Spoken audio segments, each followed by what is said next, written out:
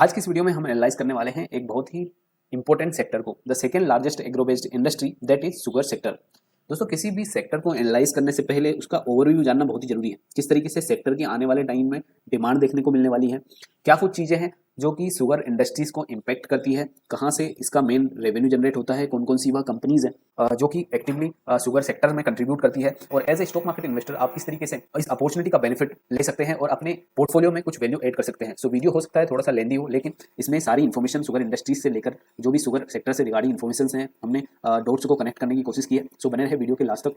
सो चलिए बिना किसी देरी के वीडियो को स्टार्ट करते हैं। दोस्तों, इंडिया वर्ल्ड की सेकंड लार्जेस्ट प्रोड्यूसर है शुगर की after Brazil, and the nation produced 29 million metric ton of sugar. India second largest producer है शुगर की और 29 मिलियन मेट्रिक टन अकेले इंडिया में प्रोड्यूस होता है। सो आप देख सकते हैं कितना बड़ा कंट्रीब्यूशन है इस सेक्टर का इंडियन इकोनॉमी में। सो काफी ज्यादा गवर्नमेंट की पॉलिसीज इस सेक्टर को इम्पैक्ट करती है, या काफी साइक्लिकल बिजनेस है जिसके बारे में हम आगे बात करेंगे कि किस तरीके से सेक्टर ने अपने आप को अलग चीज़ों में कन्वर्ट किया है। जो भी शुगर रिलेटेड कंपनीज हैं उन्होंने अपने आप को किस तरीके से ट्रांसफॉर्म किया है। सो मेनली जो शुगर जनरेट होती है वह sugar cane as a raw material use किया जाता है, शुगर केन से शुगर का प्रोडक्शन होता है। सो यह जानना भी बहुत जरूरी हो जाता है कि किस हिस्से में इंडिया के कितना प्रोडक्शन होता है। सो मेनली 9 स्टेट्स हैं इंडिया के जहां पर शुगर केन का प्रोडक्शन होता है। अगर हम इसकी ज्योग्राफी देखें तो सबसे ज्यादा महाराष्ट्र का कंट्रीब्यूशन है। आप देखेंगे टोटल 355 लाख टन का प्रोडक्शन होता है ऑल इंडिया में, जिसमें 35% कंट्रीब्यूशन अकेले महाराष्ट्र का है। 138 lakh ton of sugar cane has been produced in Maharashtra only. After that the second largest state is Uttar Pradesh, जिसमें 104 लाख टन का प्रोडक्शन होता है। वहीं थर्ड लार्जेस्ट स्टेट है कर्नाटका, जहां पर 60 लाख टन का प्रोडक्शन होता है। वहीं गुजरात में 12 लाख टन का प्रोडक्शन होता है। दोस्तों, स्ट्रेटेजिक लोकेशंस भी काफी इंपॉर्टेंट फैक्टर हैं, क्योंकि जो भी शुगर मिल्स है अगर वह अपना प्रोडक्शन महाराष्ट्र में करेंगी तो यहाँ पर इजीली उनको सब चीजों की अवेलेबिलिटी होगी, ट्रांसपोर्टेशन चार्जेस कम होगा, जिसका कि डायरेक्ट इंपैक्ट कंपनी के नेट प्रॉफिट पर देखने को मिलता है। सो यह भी काफी इंपॉर्टेंट हो जाता है कि कौन सी कंपनी कहाँ पर ऑपरेट कर रही है। दोस्तों, क्योंकि शुगर इंडस्ट्री एक बहुत ही ज्यादा साइक्लिकल बिजनेस है, काफी ज्यादा इंपैक्ट होता है इसको मानसून से, क्योंकि जब शुगर केन का प्रोडक्शन ज्यादा होगा, इंडस्ट्रीज है शुगर से रिलेटेड जो शुगर को प्रोड्यूस करती है, तो उन कंपनीज को बेनिफिट होता है, लोअर रेट में उनको रॉ मटेरियल अवेलेबल होता है। सो इन्हीं चीजों के साथ एक और जो इंपॉर्टेंट फैक्टर है, अभी जितनी भी शुगर प्रोड्यूसिंग मिल्स हैं उन्होंने अपना रेवेन्यू जनरेशन एथेनॉल से जनरेट करना स्टार्ट कर दिया है, और साथ ही में इलेक्ट्रिसिटी प्रोडक्शन से भी काफी ज्यादा रेवेन्यू शुगर कंपनीज जनरेट कर रही है। कौन कौन सी वह कंपनीज है जो कि एथेनॉल प्रोडक्शन में एक्टिवली कंट्रीब्यूट कर रही है। दोस्तों, सबसे पहले यह जानना जरूरी है कि आखिर शुगर इंडस्ट्रीज का क्या रिलेशन है एथेनॉल प्रोडक्शन से। इसके लिए हमें जानना यह जरूरी है कि आखिर एथेनॉल को किस तरीके से बनाया जाता है। So most of the fuel ethanol produced around the world is made by fermenting the sugar in the starches of grain such as corn, sorghum and barley. So mainly sugar का use किया जाता है for the production of ethanol. अब ethanol blending क्या है? Ethanol blending is nothing but blended motor fuel containing ethyl alcohol that is at least 99% pure. यह एक motor fuel है जिसमें 99% इथाइल एल्कोहल का यूज किया जाता है, and it is blended with petrol. दोस्तों, क्योंकि इंडिया जो है वह थर्ड लार्जेस्ट क्रूड इंपोर्टर है, सो काफी ज्यादा हमारा जो मोटा पैसा है वह क्रूड इंपोर्ट में जाता है। सो उसकी डिपेंडेंसी कम करने के लिए यहाँ पर गवर्नमेंट जो है एथेनॉल ब्लेंडिंग पर काफी ज्यादा फोकस कर रही है। इसीलिए एथेनॉल ब्लेंडिंग प्रोग्राम गवर्नमेंट के द्वारा चलाया गया था, जिसमें कि 2022 तक 10% गवर्नमेंट का टारगेट था एथेनॉल ब्लेंडिंग का, और उस प्रोग्राम में काफी हद तक गवर्नमेंट सक्सेसफुल रही है। और साथ ही में इंडिया 5th लार्जेस्ट प्रोड्यूसर हो चुका है एथेनॉल का after US, Brazil, European union and China. जो भी टारगेट था 10% ब्लेंडिंग का वह अचीव हो चुका है 22 में, एंड अभी जो टारगेट है वह नेक्स्ट है 20% एथेनॉल ब्लेंडिंग का। सो जो 20% का टारगेट है एथेनॉल ब्लेंडिंग का 2025 तक, यह काफी हद तक इंपैक्ट करने वाला है जो भी कंपनीज है जो एथेनॉल को प्रोड्यूस करती है काफी मात्रा में। सो वो इंडस्ट्रीज जो कि शुगर को प्रोड्यूस करती है ज्यादा मात्रा में, डेफिनेटली उनमें से कुछ इंडस्ट्रीज हैं जो काफी ज्यादा एक्सपेंडिचर कर रही है एथेनॉल ब्लेंडिंग में भी, एथेनॉल प्रोडक्शन में भी काफी ज्यादा कंट्रीब्यूट कर रही है।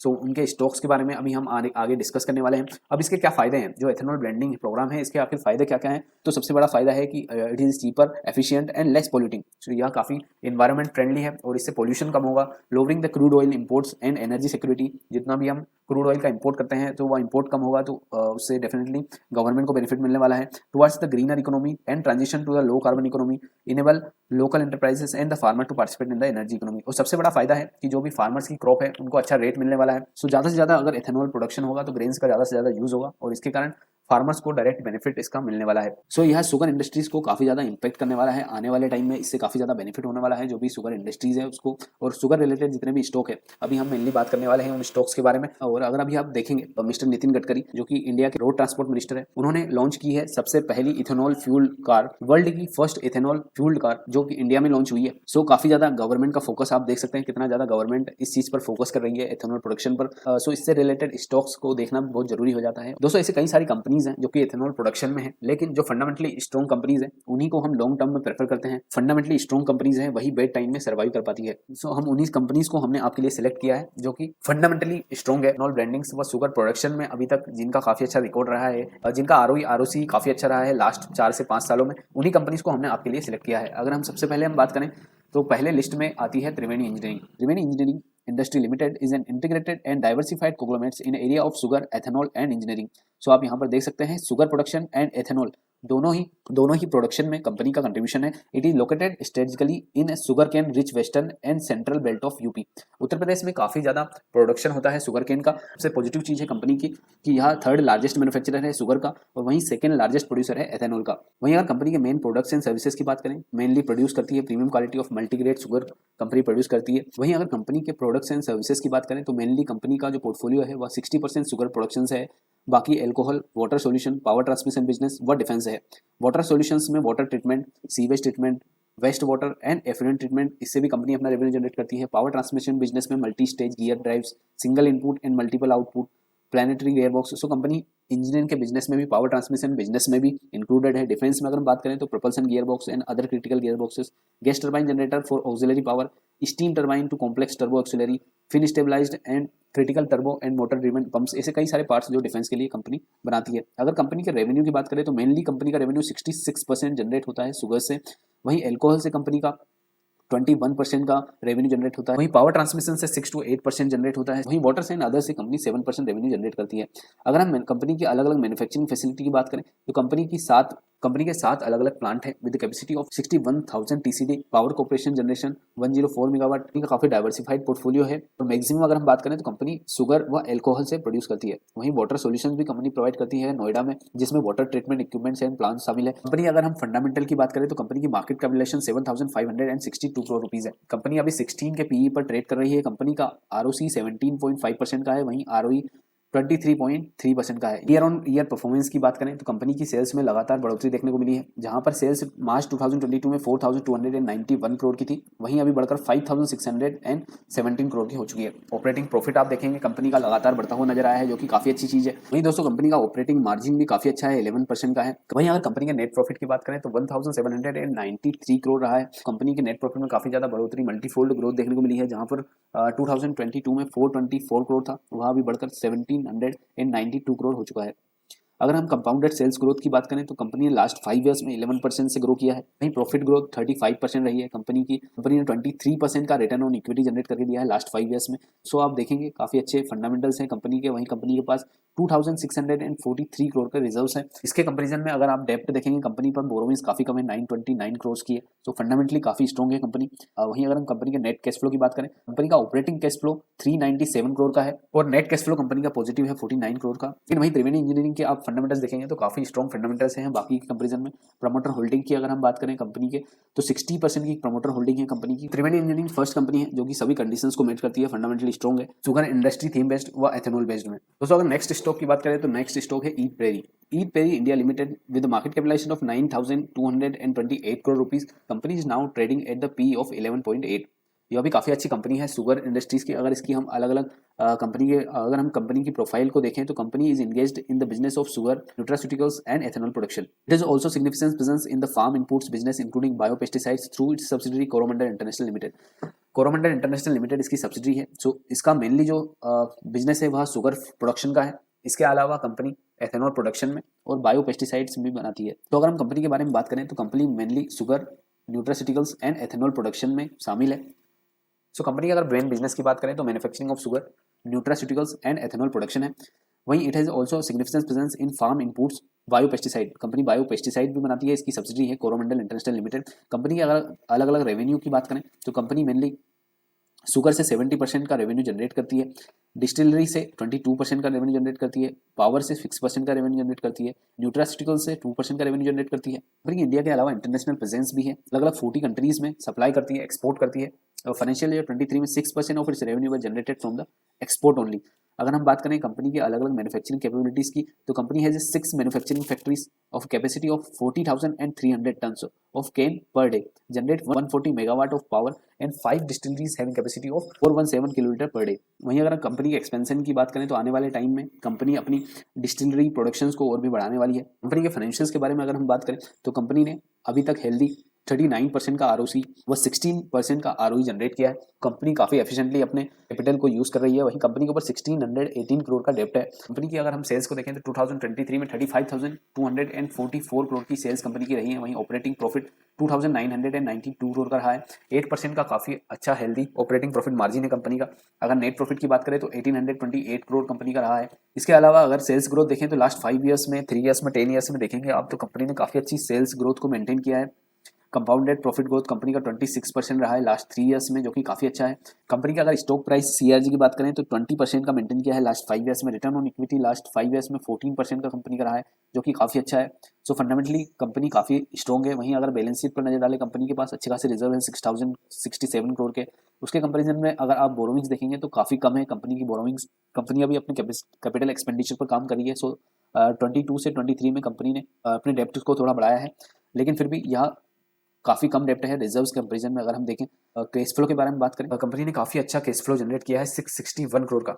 सो यह भी काफी पॉजिटिव चीज है कंपनी के लिए। वहीं अगर हम बाकी शेयर होल्डिंग पैटर्न की बात करें तो प्रमोटर्स की काफी अच्छी होल्डिंग है 44.52% की, एफआईएस की 10.40% की होल्डिंग है। वहीं डीआईएस की 4.76% की है। सो फंडामेंटली यह भी काफी स्ट्रॉन्ग कंपनी है। ईव प्रेरी और शुगर बेस्ड और एथेनॉल बेस्ड यह बेस्ट स्टॉक है to invest for the long term. वहीं अगर हम नेक्स्ट स्टॉक की बात करें तो नेक्स्ट स्टॉक है द्वारिकेश शुगर। दोस्तों द्वारिकेश शुगर की अगर हम प्रोफाइल देखें तो company Dwarikesh Sugar Industry is primarily engaged in manufacturing of sugar and allied products. It has strong presence in the field of sugar manufacturing, power and ethanol industry alcohol production. So यह भी mainly manufacturing of sugar में है और साथ ही में ethanol production में भी है। तो दोनों हमारी कंडीशंस को मेट करता है। अगर हम कंपनी के मेन प्रोडक्ट्स की बात करें तो manufacturing of sugar, ethanol and power है। The company is trying to consolidate itself from the sugar company into a bio energy corporation. So company काफी ज्यादा इस फील्ड में काम कर रही है कि अपने आप को बायो एनर्जी कॉर्पोरेशन में शिफ्ट करें। एथेनॉल में काफी ज्यादा एथेनॉल प्रोडक्शन में काफी ज्यादा कंपनी का फोकस है। अगर वर्किंग कैपिटल रिक्वायरमेंट कंपनी की देखें तो वर्किंग आउटले ऑफ 180 करोड़। वहीं अगर कंपनी अलग अलग रेवेन्यू जनरेशन की बात करें तो मेनली 72% रेवेन्यू कंपनी जनरेट करती है शुगर से। वहीं को जनरेशन से 3%, डिस्टिलरी से 25% का रेवेन्यू कंपनी का जनरेट होता है। अगर हम ज्योग्राफिकल प्रेजेंस की बात करें तो डोमेस्टिकली कंपनी 83% का रेवेन्यू जनरेट करती है। वहीं ओवरसीज से 17% का रेवेन्यू कंपनी का जनरेट होता है। मैन्युफैक्चरिंग कैपेबिलिटी की बात करें तो कंपनी की 3 मैन्युफैक्चरिंग यूनिट है उत्तर प्रदेश में, 2 बिजनौर में और 1 है बरेली में। वहीं कंपनी की जो शुगर केन क्रशिंग कैपेसिटी है वो 21,500 टीसीडी है एंड को जनरेशन पावर कैपेसिटी 96 मेगावाट की है। कंपनी डायरेक्टली बेनिफिशियल है एथेनॉल ब्रांडिंग प्रोग्राम की। The government has set to target of 20% ethanol branding in petrol and oil marketing companies by 2025. So presently the ethanol blending levels is 10% and to achieve the target of 20%, many sugar players in the industry can greatly benefit from the capacity expansion and increased sales and profit. Dwarikesh sugar भी directly beneficial है इस ethanol blending programme का। काफी ज्यादा ethanol realisation company ने अपना बढ़ाया है, लीटर से 63 पर लीटर कर दिया है 2023 में। तो यह भी काफी अच्छा स्टॉक है। अगर हम कंपनी के फंडामेंटल्स पर नजर डालें तो कंपनी की सेल्स आप देखेंगे 2103 करोड़ की रही है फाइनेंशियल ईयर 23 में। वही कंपनी का ऑपरेटिंग प्रॉफिट 213 करोड़ का देखने को मिला है। कंपनी काफी अच्छा ऑपरेटिंग प्रॉफिट मार्जिन 10% का मेंटेन कर रही है। वहीं अगर नेट प्रॉफिट की बात करें कंपनी का 105 करोड़ रहा है। कंपाउंडेड सेल्स ग्रोथ अगर आप लास्ट 3 ईयर्स की देखेंगे 16% रही है, 5 ईयर्स में थोड़ी सी कम रही है 8%, लेकिन ओवरऑल आप देखेंगे तो सेल्स ग्रोथ कंपनी की काफी अच्छी है। प्रॉफिट ग्रोथ आप देखेंगे कंपनी की 13% रही है लास्ट 3 ईयर्स में। स्टॉक प्राइस सीआरजी की अगर आप देखेंगे तो लास्ट 5 ईयर्स में 37% रही है। रिटर्न ऑन इक्विटी अगर आप देखेंगे कंपनी ने लास्ट 5 ईयर्स में 19% की मेंटेन की है, वो 21% की मेंटेन की है 10 ईयर्स में। सो काफ़ी अच्छी इन्वेस्टर्स को रिटर्न जनरेट करके दिए हैं कंपनी ने।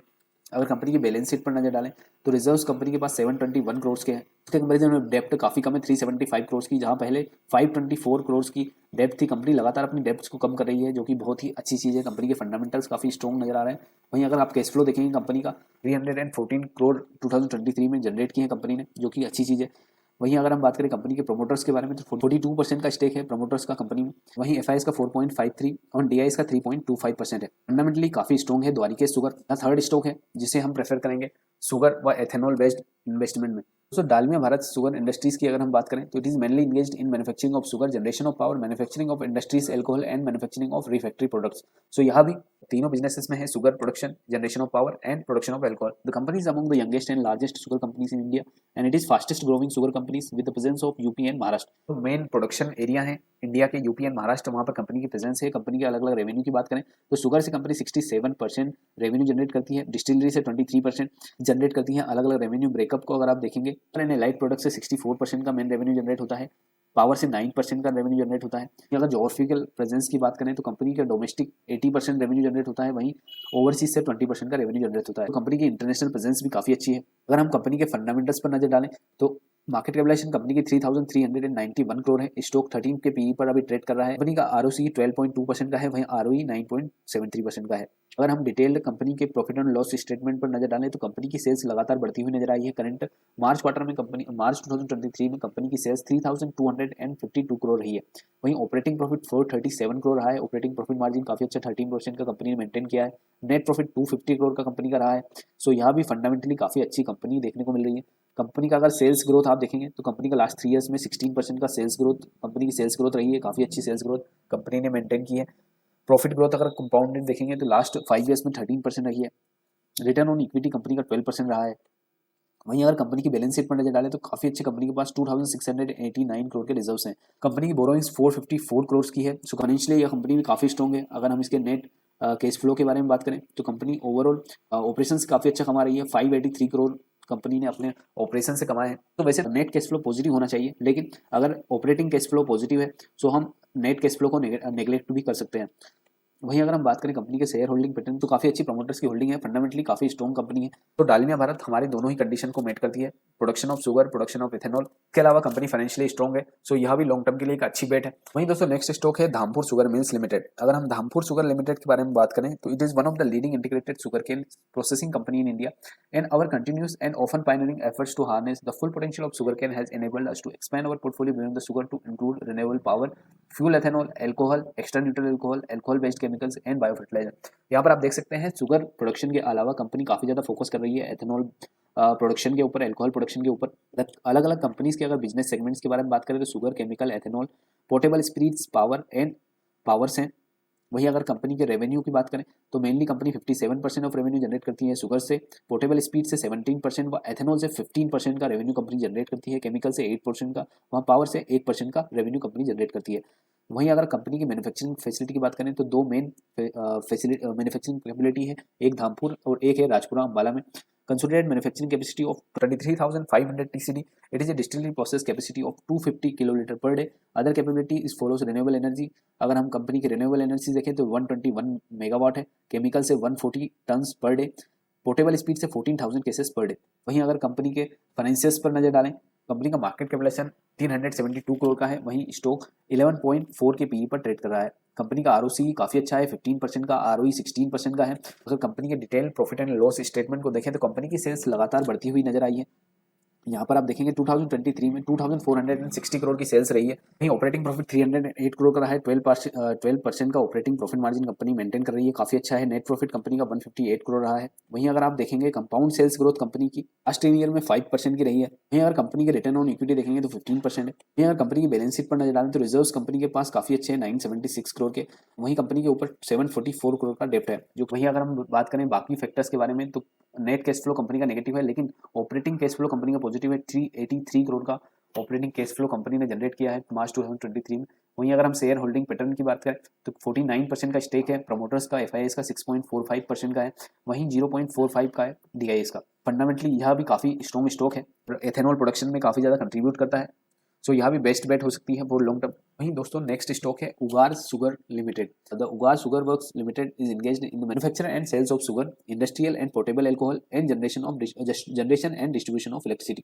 सो कंपनी के अगर मेन बिजनेस सेगमेंट्स की बात करें, कंपनी के अगर मेन सेगमेंट्स की बात करें शुगर, पावर व डिस्टिलरी सेगमेंट है। अगर हम कंपनी का रेवेन्यू ब्रेकडाउन देखें तो mainly company 69% of revenue generate करती है शुगर से, इलेक्ट्रिसिटी से 4%, पेट्रोल पंप से 4%, इंडस्ट्रियल एल्कोहल से 5% व पोर्टेबल एल्कोहल से 17% का रेवेन्यू कंपनी जनरेट करती है। कंपनी का मेन 2 मैन्युफैक्चरिंग फैसिलिटीज है, एक है बेलागावी डिस्ट्रिक्ट में और दूसरा है कालबुरी डिस्ट्रिक्ट में। थर्ड लार्जेस्ट प्रोड्यूसर है कर्नाटका और वहां पर कंपनी की मैन्युफैक्चरिंग फैसिलिटी है जो काफी अच्छी चीज है।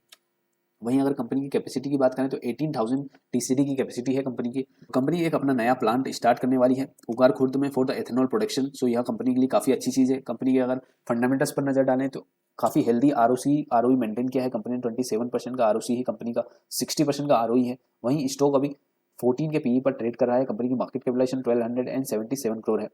अगर हम कंपनी के डिटेल सेल्स के बारे में बात करें तो कंपनी की सेल्स 1794 करोड़ की रही है। ऑपरेटिंग प्रॉफिट 208 करोड़ का, 12% कंपनी ने अपना प्रॉफिट मार्जिन को मेंटेन किया है, जो कि काफ़ी अच्छी चीज़ है। वहीं अगर कंपनी के नेट प्रॉफिट की बात करें तो 103 करोड़ कंपनी का नेट प्रॉफिट रहा है। कंपनी के अगर बैलेंस शीट पर नजर डालें तो रिजर्व्स कंपनी के पास काफ़ी अच्छे हैं, 208 करोड़ के। बोरोविंग्स थोड़ी कंपनी की रिजर्व्स के कंपेरिजन में ज़्यादा है, लेकिन आप देखेंगे तो लगातार बोरोविंग्स को कंपनी ने अपना कम किया है।